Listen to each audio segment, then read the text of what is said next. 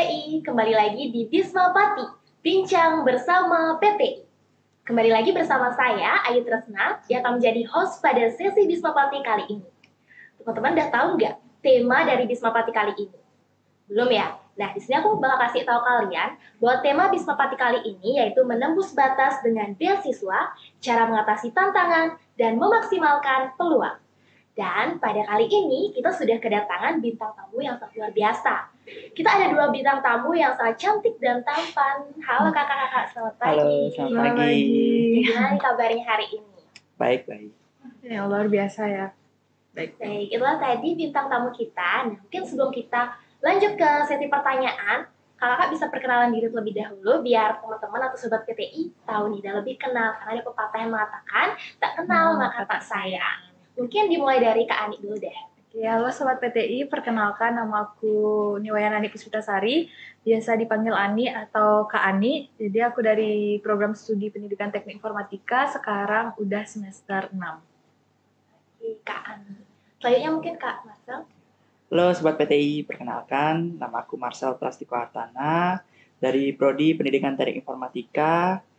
Bisa dipanggil Marcel, untuk sekarang aku udah semester 8. Oke. Nah, Kak Ani dan Kak Marcel, tema Bisma Pati kali ini kan menembus batas dengan beasiswa ya. Ya. Nah, beasiswa apa aja sih yang ada? Mungkin kan banyak sekali nih ada beasiswa. Mungkin yang kalian ketahui beasiswa apa aja yang ada di Indonesia ataupun di kampus ini? Untuk di kampus ini banyak ya beasiswa yang disediakan atau yang tersedia. Yang pertama itu adalah KIP, kemudian ada beasiswa rektor, ada beasiswa dari Pemda, kemudian tentunya ada beasiswa Bank Indonesia, dan beasiswa lainnya seperti dari Bank BCA atau BRI, seperti itu. Oke, jadi banyak ya beasiswa yang sudah disediakan oleh pemerintah. Yeah. Nah, menurut pendapat kalian nih, apa sih pentingnya beasiswa itu? Kan banyak nih dari kita yang mungkin males gitu ya kayak nyari beasiswa karena ngelihat persyaratannya, terus juga nanti Sultan ya, males nyari beasiswa. Oke, jadi mungkin kayak syaratnya tuh banyak banget dan mungkin aku bakal ikut kegiatan-kegiatan, jadi dimintain feedback lagi kayak gitu. Nah, kalau menurut kalian berdua, apa sih pentingnya beasiswa itu? Oke, yang pertama mungkin ya pentingnya beasiswa pasti membantu perekonomian keluarga ya, membantu bayar UKT dan lain sebagainya. Nah, di samping itu mungkin yang bakal kita dapat itu dari feedback yang tadi yang bakal kita berikan kepada penyelenggara beasiswa itu kita membuka kesempatan kepada diri kita untuk mengenal lebih jauh lagi ya tentang dunia pekerjaan, karena kan beberapa beasiswa tuh cenderung umumnya di dunia pekerjaan ya kayak Bank BCA gitu, dan tidak menutup kemungkinan juga nanti itu membuka peluang kita untuk diterima bekerja di sana. Jadi koneksi gitu, membangun koneksi itu sangat penting ya, nggak cuma mungkin duitnya gitu ya, mungkin koneksinya gitu, bertemu dengan orang baru, bersosialisasi. Terus pasti nanti ada juga skill yang tumbuh dari kita saat menerima beasiswa tersebut.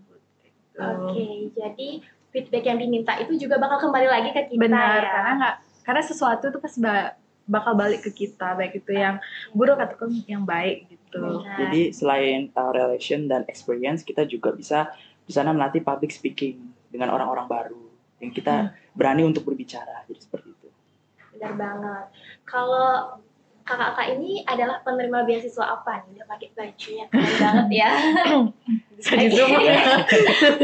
Kita penerima beasiswa dari Bank Indonesia. Oke, Genbi ya. Iya, komunitasnya namanya Genbi. Mungkin teman-teman yang lain nih ada yang belum tahu ya apa itu Genbi. Bisa dijelaskan dari Kak Marcel dulu deh. Jadi Genbi itu adalah generasi baru Indonesia. Itu merupakan sebuah komunitas yang terdiri dari mahasiswa dan mahasiswi penerima beasiswa dari Bank Indonesia. Nah, di Genbi itu ada tujuan, di mana terdapat 3 tujuan. Yang pertama menjadi frontliners Bank Indonesia, yaitu mengedukasi dan memberikan informasi terkait kebijakan-kebijakan dari Bank Indonesia. Kemudian yang kedua itu adalah agent of change, di mana kita membawa agen perubahan dengan role model mahasiswa dan masyarakat. Lalu yang ketiga adalah future leader. Jadi kita di Genbi ini ada pengembangan kemampuan diri, sehingga itu akan menjadi bekal ke depannya untuk menjadi pemimpin di berbagai bidang dan berbagai tingkatan. Jadi seperti itu. Oke. Jadi sedikit tambahin ya, yuk. Jadi kan tadi udah disebutin kalau ada 3 tujuan. Nah, sebagai frontliner itu contohnya nih. Jadi Bank Indonesia baru-baru ini kan ada kebijakan QRIS ya. Nah, di sana tuh kita diajak untuk sosialisasi kayak waktu ini sosialisasi di pantai, Benar. itu tentang sosialisasi QRIS dan agent of change juga tadi dan juga future leader itu diimplementasikan di kebijakan Bank Indonesia kepada Genbi, yaitu kita diarahkan untuk pelatihan leadership practice. Jadi di situ tahun lalu itu kita Bank Indonesia itu bekerja sama TNI AU di markas TNI AU. Jadi Makolanut I Gusti Ngurah Rai. Benar. Jadi selama 3 hari 2 malam. Ya, kita diajarin gimana cara memimpin ala militer yang mungkin sangat-sangat berbeda dengan kita, tentunya ya kita di kuliah gitu, gimana kita dididik secara militer dan mental kita juga dididik lebih kuat di sana. Betul. Jadi kayak lebih ada kemajuan lah setelah leadership practice. Jadi kayak itu. Oke, jadi selain mendapat beasiswa gitu ya, penerima beasiswa Genbi ini juga mendapat pengalaman-pengalaman ya. Dan juga aku pernah waktu ini diundang buat jadi MC di acara Genbi, yaitu pelepasan yang baru kemarin dilaksanakan. Nah, dan di situ aku juga melihat banyak sekali nih kegiatan-kegiatan dari Genbi itu sendiri, mulai dari Genbi mengajar seperti itu ya. Dan juga ada podcast juga dan banyak sekali. Nah, mungkin bisa diceritakan nih program-program kerja yang sudah pernah terlaksana dari Genbi Bali Komisariat Undiksa. Oke, jadi program kita di Genbi Undiksa itu ada 5 divisi. Yang pertama divisi pendidikan dan kebudayaan, lalu yang kedua divisi lingkungan hidup, lalu yang ketiga itu kewirausahaan, dan keempat itu pengabdian masyarakat, dan yang terakhir itu PUPSOS atau publikasi dan sosialisasi. Nah, untuk proker, ini salah satunya aja ya contohnya. Untuk dari pendidikan dan kebudayaan itu ada Genbi Mengajar, itu dilaksanakan di Desa Kalikbukuk dekat Lovina. Kemudian untuk divisi lingkungan hidup ada pembersihan area pura di Desa Abangsongan di daerah Kintamani. Kemudian yang ketiga ada kewirausahaan, kita mengadakan podcast kewirausahaan dengan narasumber itu wirausahaan muda. Kemudian untuk pengabdian masyarakat kita ada namanya proker Genbi GUM, Genbi Undiksa Mengabdi, itu dilaksanakan di Desa Abangsongan. Kemudian yang terakhir ada PUPSOS, nah itu pemberdayaan terkait dengan sosial media, TikTok, kita punya TikTok, Instagram, Facebook, dan sosial media lainnya, bisa di-follow ya. Nah, terutama di Instagram itu kita ada beberapa program seperti Rabu Tahu, itu terkait dengan informasi-informasi dari Bank Indonesia. Kemudian kita di sana juga ada semacam show terkait dengan prestasi-prestasi yang dimiliki oleh mahasiswa penerima Bank Indonesia, khususnya di Komisariat Undiksa, jadi seperti itu. Oke, mungkin tadi Kak ingin menambahkan lagi. Oke, sebenarnya Kak Marcel tuh udah lengkap banget ya. Jadi itu dia kurang lebih proker-proker yang ada di Genbi yang emang itu sangat berkolerasi sama tujuan dari Genbi tadi. Jadi ada Genbi Mengajar, Genbi Undiksa Mengabdi. Jadi itu nggak cuma, jadi kita di sana juga di Genbi sendiri. Jadi kita akan berinteraksi dengan orang banyak yang nggak cuma dari fakultas kita, tapi juga dari luar fakultas, di mana pola pikirnya itu pasti beda dan bukan cuma di fakultas, karena di Genbi sendiri ada Genbi Bali gitu. Jadi ya dari beberapa komisariat itu ada satu pusatnya gitu ya, Genbi Bali, dan di Genbi Bali pun itu tentu saja bakal lebih banyak lagi kita ketemu sama orang dan lebih banyak bersosialisasi, jadi semakin banyak soft skill yang terasah lah di sana, dari kebijakan yang ada di Genbi dan proker-prokernya. Betul. Oke, jadi dan juga dipertemukan dengan penerima beasiswa Bank Indonesia ada di luar fakultas maupun yang ada di universitas lain. Benar banget. Oke, lanjut nih Kak. Nah, untuk cerita tersendiri, cerita singkat, gimana perjalanan dari awal mendaftar sampai akhirnya keterima di beasiswa Genbi ini? Oke, kalau aku sih sebenarnya ya, karena aku dulu ikut BEM, jadi ya ada salah satu cutting, jadi aku udah tahu sebenarnya ada beasiswa Genbi ini dari semester 2, tapi unfortunately itu kan nggak bisa daftar semester 2, sehingga aku kayak udah mulai nyicil ngumpulin berkas di poin ke berapa ya, di poin ke H itu kalau ada berkas SK dan prestasi, Itu udah mulai ngumpulin di sana. Nah, sehingga waktu bukaan di semester 3 ya, di semester 3 mau semester 4 itu ada bukaan.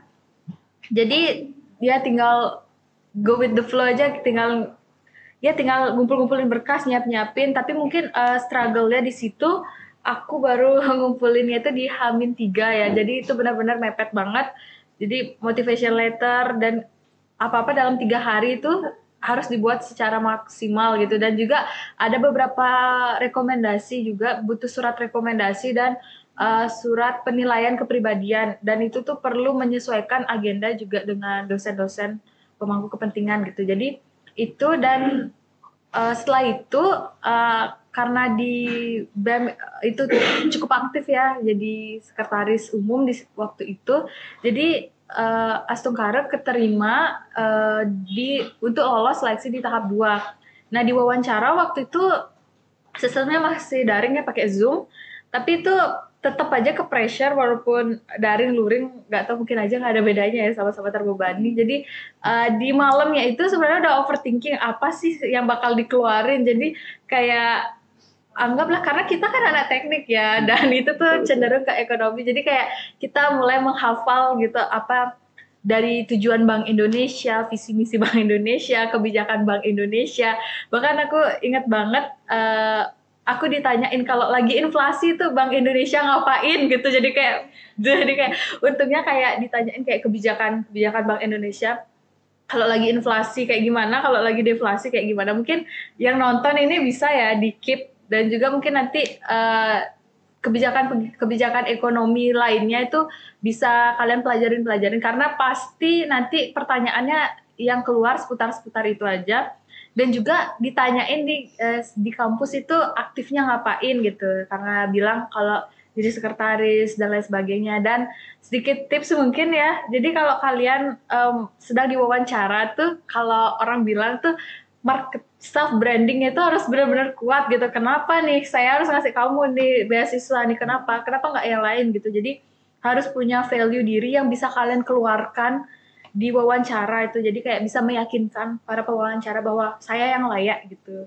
Jadi, dan ya syukurnya pas udah keluar itu kebetulan karena kakak tingkat juga ngambil kan, jadi yang pertama kali ngasih tahu itu kakak tingkatnya gitu, ini selamat ya gitu. Jadi kayak senang banget pasti ya dapat beasiswa Bank Indonesia dan masuk di Genbi sampai sekarang, kemarin udah pelepasan kayak gitu. Oke, kalau Marcel sendiri? Kalau aku kurang lebih hampir sama ya, tapi dulu tuh ceritanya gini, berawal dari scroll IG. Nah, ada informasi terkait dengan beasiswa Bank Indonesia. Kemudian setelah itu aku cari tahu dong apa itu beasiswa Bank Indonesia. Cari tahu. Kemudian aku cari kontak temen yang penerima beasiswa sebelumnya.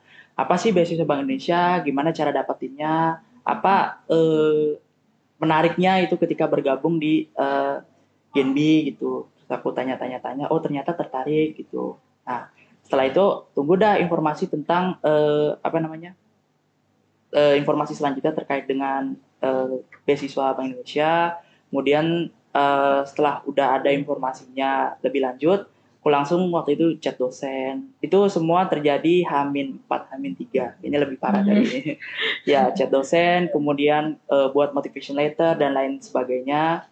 Kemudian merasa sudah lengkap berkasnya, kemudian kita jilid, kemudian dikumpul ke fakultas. Nah, ada sedikit tip pada saat penyiapan berkas. Jadi di bagian mungkin persyaratannya, di bagian persyaratan itu kayak ada susunan dalam berkas, dalam posisi-posisi berkasnya itu.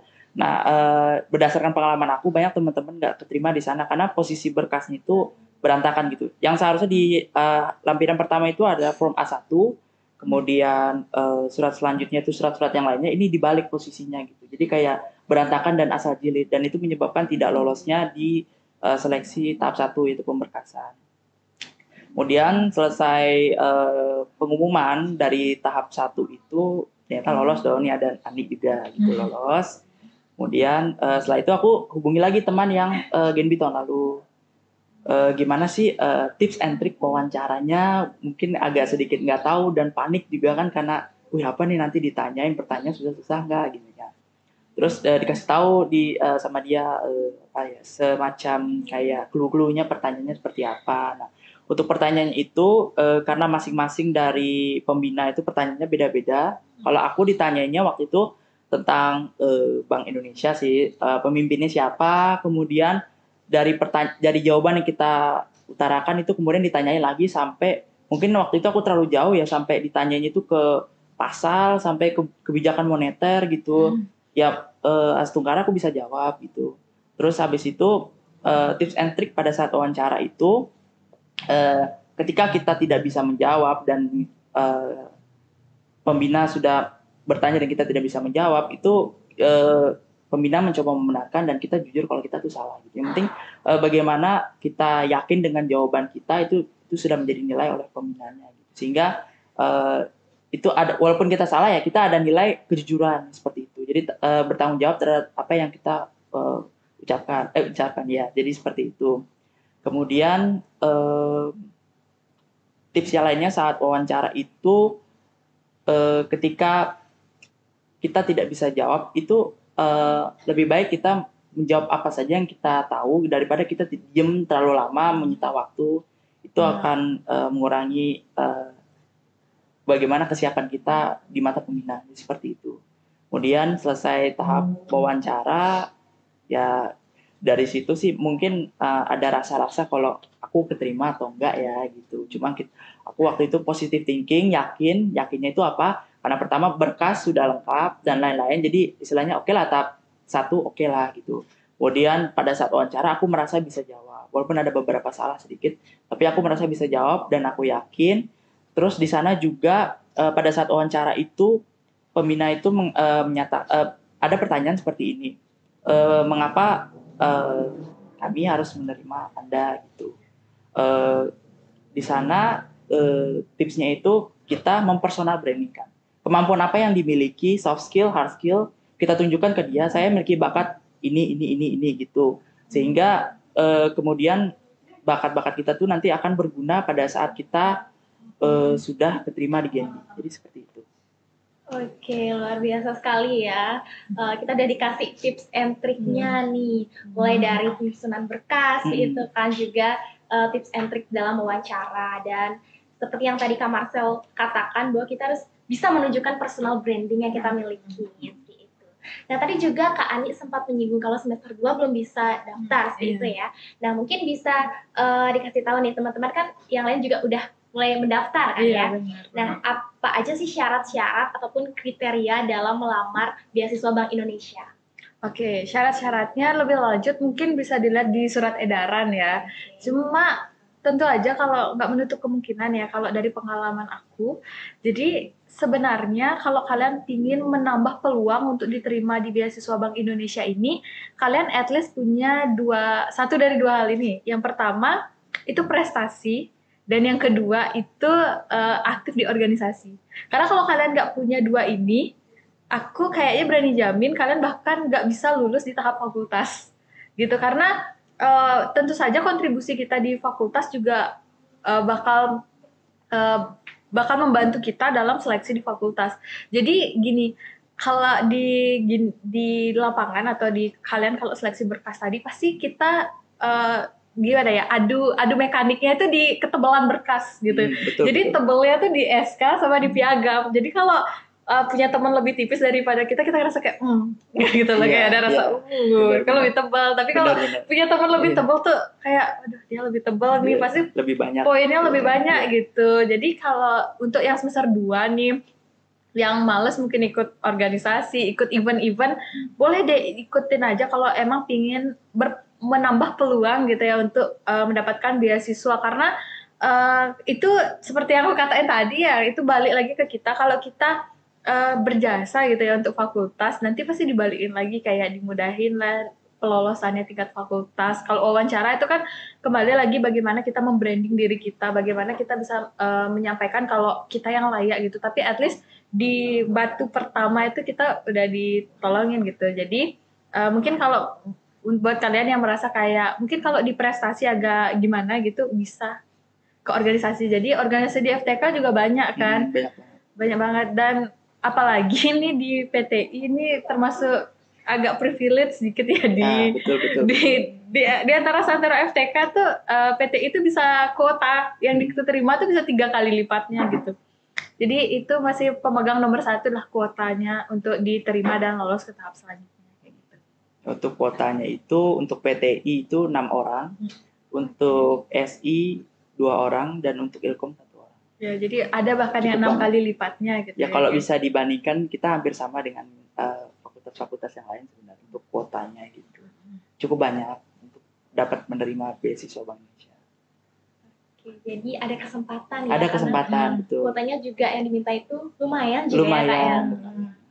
Nah, tadi juga kan sudah sempat disinggung nih tahapan mulai dari pemberkasan, wawancara, seperti itu kan. Nah, mungkin bisa diperjelas lagi nih, apa aja tahapan-tahapan dalam melamar beasiswa Bank Indonesia ini? Untuk tahapannya yang pertama itu ada tadi ya seperti dibicarakan itu seleksi berkas di mana ada beberapa persyaratan seperti pertama itu mahasiswa aktif, kemudian tentunya dia tidak menerima beasiswa lain tentunya. Kemudian yang ketiga itu dia bersedia aktif mengikuti kegiatan-kegiatan yang dilakukan oleh Bank Indonesia. Kemudian dikhususkan juga ke orang yang kurang mampu dan bisa melampirkan surat keterangan tidak mampu. Jadi seperti itu. Kemudian setelah lolos pemberkasan, tahap selanjutnya itu adalah wawancara. Di mana wawancara itu ya persiapan bagaimana kita menjelaskan identitas diri kita, pengetahuan diri kita tentang apa itu Bank Indonesia. Karena kita kan menjadi frontliners Bank Indonesia. Otomatis kita juga harus tahu dong Bank Indonesia apa, kebijakannya apa. Jangan sampai kita di depan masyarakat kita nggak tahu apa-apa gitu tentang Bank Indonesia gitu.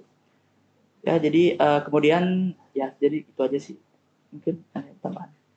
Oke, kalau gini sebenarnya udah gini cukup lengkap ya dari pemberkasan. Di situ ikutin aja alurnya dan ikutin step by stepnya yang mana yang harus duluan, jangan asal-asalan Ya, gitu betul, ya, betul. karena itu punya poin tersendiri juga. Betul. Atau bahkan berkas kalian itu nggak dibaca kalau aur-auran, karena kayak dirasa kayak ini tidak serius, tidak sungguh-sungguh, ya udah berkas kalian kayak ya lewat gitu aja tanpa dinilai kayak gitu. Bahkan orang yang udah nyusun aja itu kemungkinan nggak lolos gitu, apalagi yang aur-auran kayak gitu. Dan juga di bagian CV mungkin resume pribadi itu mungkin bisa dibuat semenarik mungkin supaya nanti dari pihak fakultas yang menyeleksi juga kayak yakin bahwa oh anak ini layak untuk lolos ke tahap selanjutnya. Betul. Selanjutnya mungkin ada sesi wawancara. Jadi dari tadi juga udah banyak banget kita sampaikan kalau sesi wawancaranya ini nanti bakal diuji oleh anak mereka dari BI sendiri. Jadi pembina-pembina dari Bank Indonesia. Jadi nanti persiapkan aja hal-hal ya buat plan A, plan B, plan C, atau berulang kali kayak tes diri sendiri di depan cermin gitu mungkin betul, ya.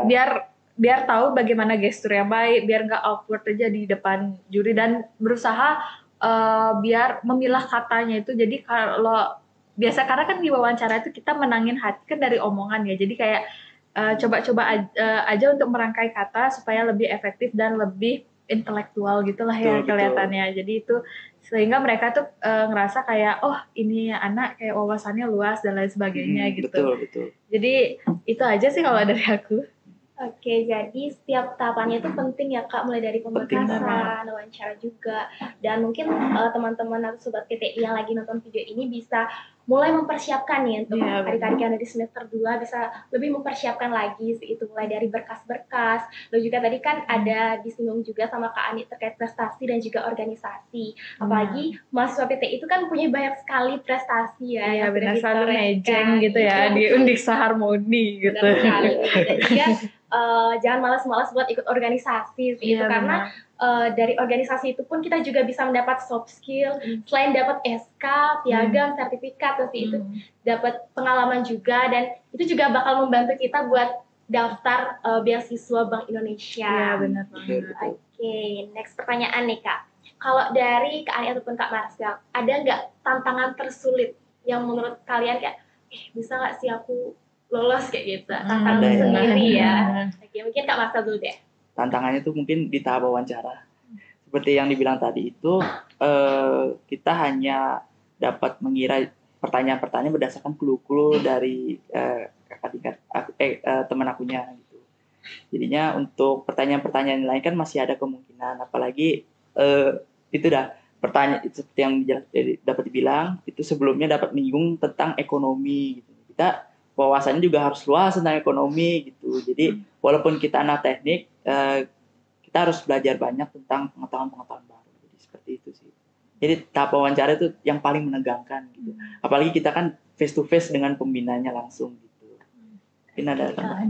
Ya, sama ya kayak Kak Marsha. Kalau tahap wawancara tuh ibarat kita ujian lisan gitu ya, kayak deg-degannya pasti terasa, dan tantangannya itu gimana bisa tetap fokus saat lagi deg-degan gitu. Karena bisa aja malamnya kita udah ulang materinya tuh 5 sampai 10 kali, tapi karena ke-pressure deh, ada tegangan, ngeblank gitu, dan gimana kayak nge-overcoming biar gak kebawa dari ngeblanknya itu, kayak apapun harus kayak itu benar-benar kayak kalau mau berjuang mati-matian tuh wawancara sih benar. Kayak itu kayak keluarin semua yang kamu bisa. Jadi kayak kalau untuk ngeblank itu sih kayak untung-untungan ya, kalau ngeblanknya udah parah banget ya mungkin bukan rezeki gitu ya.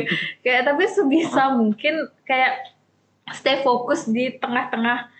Gimana, mungkin kan karena kita pasti ada kayak rasa insecure dalam artian kayak mereka tuh pangkatnya gini loh, kita tuh kayak merasa rendah diri semuanya. Jujur aja kalau aku waktu wawancara tuh ngerasa kayak, apalagi waktu di Zoom itu pangkat itu tertera juga, waduh ini orang pejabat penting nih gitu, pejabat gitu, gimana ya gitu. Jadi kayak, dan juga belum lagi ada hal-hal yang kayak itu tadi Kak Marsha bilang, kayak gimana kalau hal yang tidak kita pelajarin yang keluar, gimana cara elaborasinya nanti.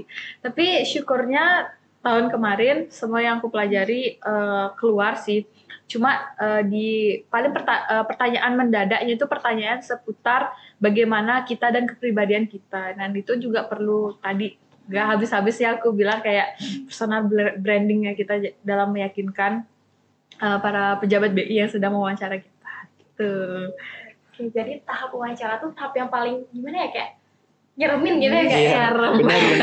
Karena kita kayak beban mental beban gitu. Mental. Oke, aku di sini aja kayak udah grogi banget. Iya, kayak ini.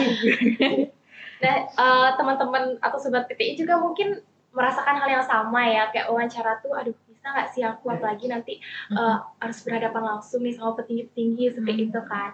Nah, kalau dari Kak Ani atau Kak Marsha sendiri ada nggak tips atau trik yang perlu dipersiapkan mulai dari sekarang nih? Apa aja yang perlu mereka siapkan biar nggak grogi gitu kan, atau nggak ngeblank. Nah itu sih yang paling, kalau misalnya udah grogi itu pasti ngeblank, apapun yang dipelajarin jauh-jauh hari itu langsung lupa gitu. Mungkin ada tips and triknya? Kalau dari aku sih pada saat latihan ya di depan cermin itu jangan terlalu seperti relax atau enjoy aja gitu, dan kita harus belajar untuk, kalau tips dari aku ya, untuk belajar seperti menjadi diri sendiri. Juga kita harus mengembangkan potensi-potensi dari diri atau kemampuan kita ketika kita berbicara. Kita mungkin latihan public speaking bisa jadi. Nah, kemudian yang selanjutnya itu, selain kita memperluas ilmu komunikasi kita dalam berbicara, kita memperluas ilmu pengetahuan kita tentang itu ya tadi Bank Indonesia, kemudian Genbi, dan jangan lupa isu-isu terkini di Indonesia. Terkadang pembina dari Bank Indonesia itu menanyakan terkait dengan wawasan kita, sejauh mana wawasan kita tuh, pengetahuan kita sejauh mana gitu. Jadi mungkin kalian yang akan mendaftar dalam waktu dekat ini, mungkin kalian bisa mempelajari tentang isu resesi ekonomi di tahun 2023. Berat. Kemudian sangat berat. Kemudian kalian bisa mempelajari juga tentang atau baca-baca informasi tentang beasiswa LPDP. Sekarang kan mungkin lagi tren gitu ya, beasiswa LPDP, di mana mahasiswa-mahasiswa yang mendapat beasiswa LPDP itu tidak mau pulang ke Indonesia. Itu kan menjadi permasalahan gitu, karena mereka juga di sana dibayar karena uang negara, jadi seperti itu. Jadi wawasan-wawasan seperti itu mungkin kalian bisa pelajari juga, supaya nanti pas kalian diajak untuk di luar out of topic atau out, itu kalian bisa jawabnya. Jadi itu sih, kalau mungkin Ani apa yang lain? Kalau aku mungkin biar nggak ngeblank itu pastinya ya jangan nyiapin H-1. Betul, Apalagi betul. H-1 udah H-1 malam lagi, itu kan sebenarnya bukan H-1 ya. H-8-nya pasti persiapannya kurang, jadi deg-degannya lebih. Jadi mungkin 2 atau 3 hari, karena kita kan basicnya anak teknik gitu ya, anak informatika yang belum banget menyentuh ekonomi, dan apalagi dari lulusan SMK ataupun IPA gitu. Jadi Betul, kayak betul. kurang banget nyentuhnya waktu SMP dan nggak nyampe situ lagi arahnya gitu kan. Jadi itu perlu mungkin buat catatan kali ya, catatan yang penting-penting pasti.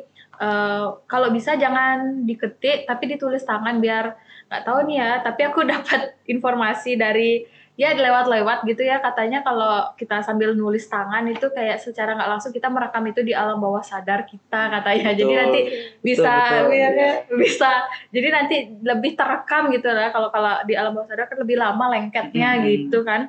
Habis itu juga kalau public speaking itu pastinya penting banget, tapi ini nggak bisa di 3 hari 1 minggu tuh mustahil ya. Jadi Betul.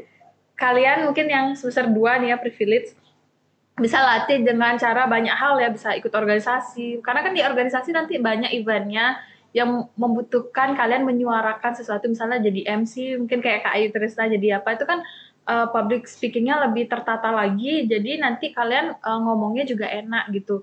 Itu aja. Dan untuk deg-degan, kayak aku yakin sepro apapun orang di depan, ya seberapa sering pun orang itu manggung ya, berbicara, kalau udah when it's come to wawancara gitu ya, pasti ada rasa gininya. Cuma kayak mungkin tarik nafas, tenangin diri, dan pintar-pintar kalian aja deh nenangin diri, karena kan nenangin diri tiap orang tuh beda. Mungkin kalau aku ya karena agak K-popers juga, jadi kayak dengerin lagu gitu, itu cukup menenangkan. Mungkin yang lainnya bisa ya sebelum wawancara misalnya H-1 jam, mungkin bangun lebih awal ya, biar nggak gerasa gusu gitu kan, deg-degan di jalan. Mungkin bisa melakukan sesuatu yang fun, tapi nggak mengacaukan konsentrasi kalian juga itu, dan ningkatin, biar bisa at least ningkatin mood kalian, biar bawaannya ceria waktu wawancara. Jadi kayak wawancaranya go with the flow aja gitu. Ingat juga jaga kesehatan, jangan sampai kurang tidur. Itu juga bisa menjadi penyebab blank. Iya, dari konsentrasinya. Konsentrasi. Oke, jadi itu tadi tips and trick ya untuk mengatasi grogi pada saat wawancara. Nah, dari Kak Ani dan Kak Marcel sendiri juga udah banyak nih ngasih kita tips dan juga clue-cluenya seperti itu. Jadi buat teman-teman yang biasanya nih SKS atau sistem kebut semalam sih itu ya. Jadi untuk saat ini mungkin bisa persiapkan dari jauh-jauh hari sih itu. Nah, lanjut nih Kak.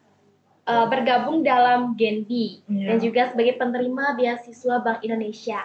Apa hal menarik yang kakak rasakan, kakak berdua ini rasakan setelah menjadi penerima beasiswa Bank Indonesia? Mungkin dari pengalaman ataupun dari kegiatan-kegiatan yang diikuti, mungkin kan ada hal menariknya itu. Mungkin bisa dari Kak Ani dulu deh.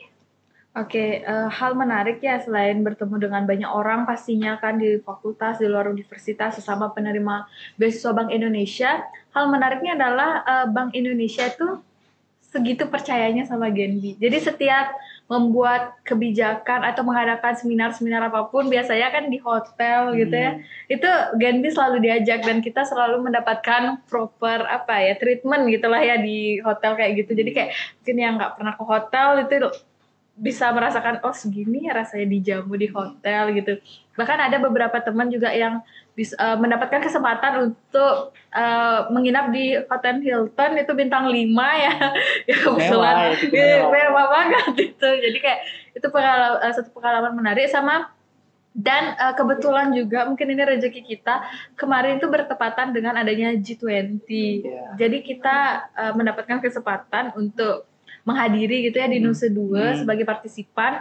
Jadi itu dan juga yang terakhir itu yang paling membekas itu leadership practice sih, karena kita itu dipaksa untuk benar-benar keluar dari zona nyaman. Jadi zona nyaman yang biasanya rebahan, di sana sih tidak mengenal gitu apa itu rebahan. Betul. Kita dari hotel ke tempatnya ke Makolanut itu jalan kaki. Itu jam 4 pagi harus sudah baris juga. Benar. Jadi kayak itu benar-benar melatih disiplin juga, dan juga kayak ya pokoknya itu berkesan banget karena semuanya capek kan, kayak aduh kok gini banget ya gitu. Tapi benar, tapi di balik itu semua banyak pelajaran yang kita dapat, ternyata disiplin itu yang begini itu, dan kita ngerasain juga efek di badan gitu mungkin, lebih setelah pulang di sana tuh lebih ya kebawa dikit-dikit mungkin ya, Betul, bangunnya betul, betul. jam 4 juga gitu, jadi itu ada karakter yang terbentuk di sana gitu, itu Bentuk sih. suatu kebiasaan.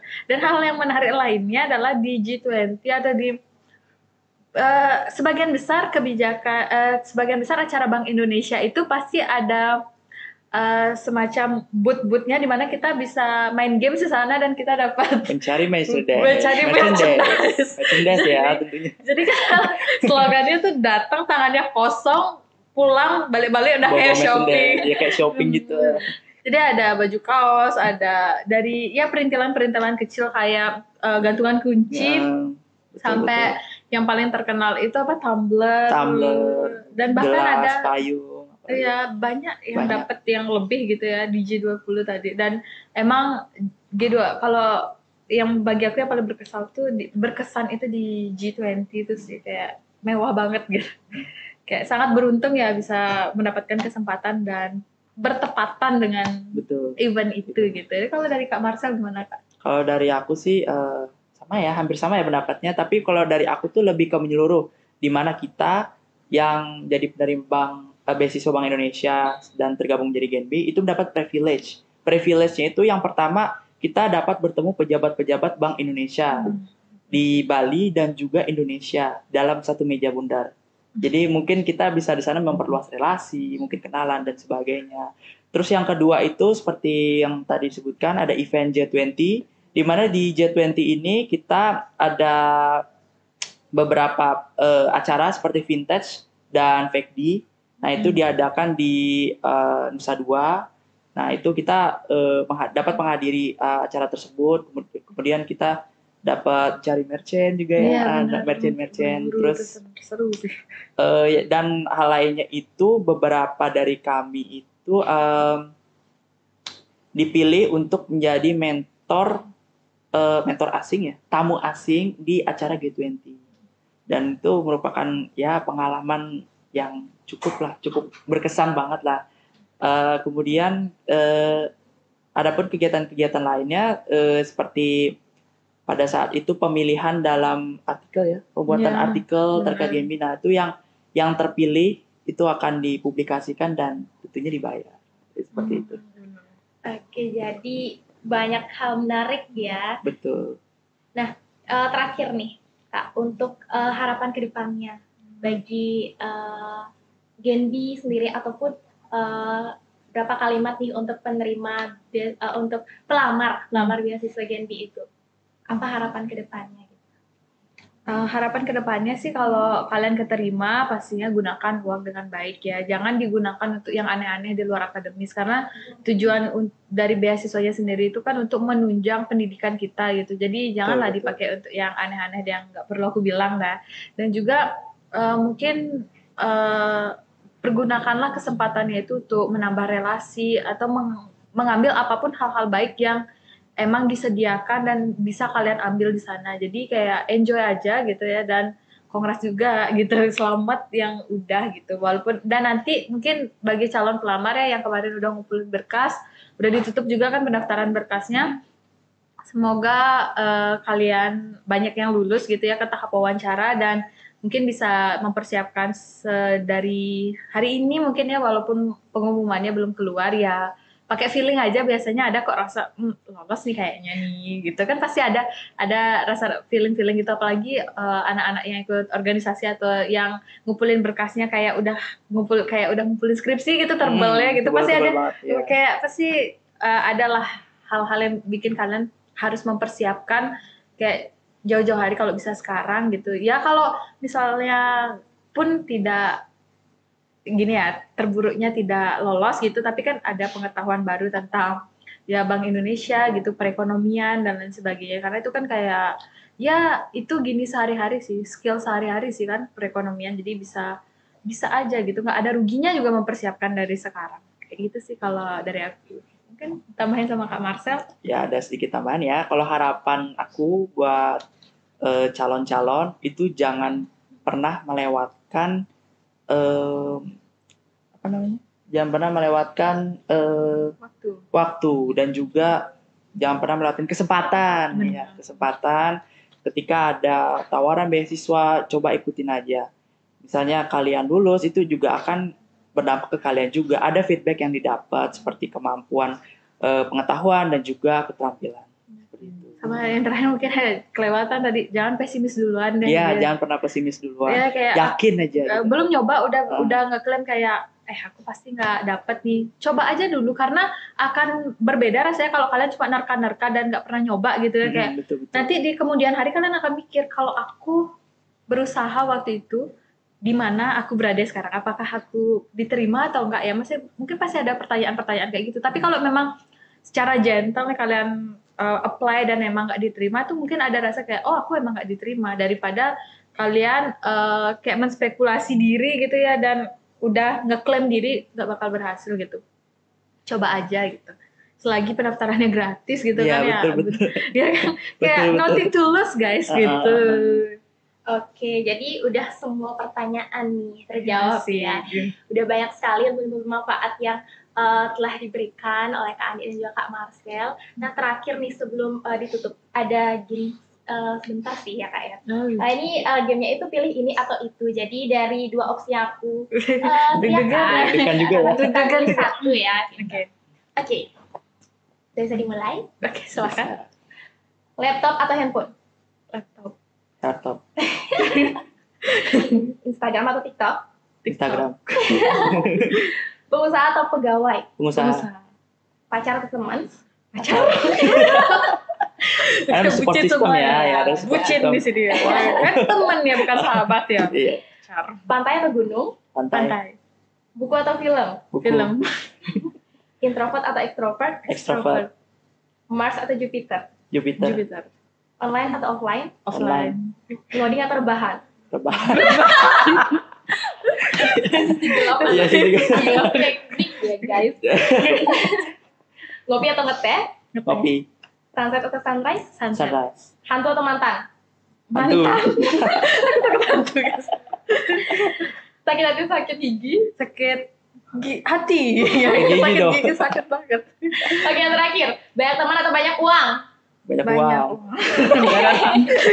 Bisa dijedok-jedok ya. Oke Kak, makasih ya. Itu tadi udah banyak sekali tips and trick yang sudah diberikan oleh Kak Ani dan juga Kak Marcel untuk teman-teman yang mau melamar beasiswa Bank Indonesia. Oke, jadi demikianlah Bisma Pati pada kali ini. Terima kasih untuk Kak Ani dan Kak Marcel sudah menyempatkan hadir. Dan buat Sobat PTI dimanapun kalian berada, terus saksikan acara Bisma Pati karena kita akan memberikan banyak sekali kisah menarik, ilmu-ilmu yang bermanfaat, dan juga banyak sekali cerita-cerita yang bisa nanti kalian dapatkan dari penonton Bisma Pati tentunya. Oke, jadi demikian yang bisa saya dan teman-teman Kak Ani maupun Kak Marcel sampaikan. Sampai jumpa di Bisma Pati selanjutnya. Oke. Aku tutup dengan pantun ya. Kemarin sempat buat pantun gitu. Ya nanti kita bagian asik. Oke, benar asik. Jalan-jalan ke kota Sukabumi. Asik. Pulangnya membeli good time. Asik. Sekian Bisma Pati hari ini. See you next time. Dadah.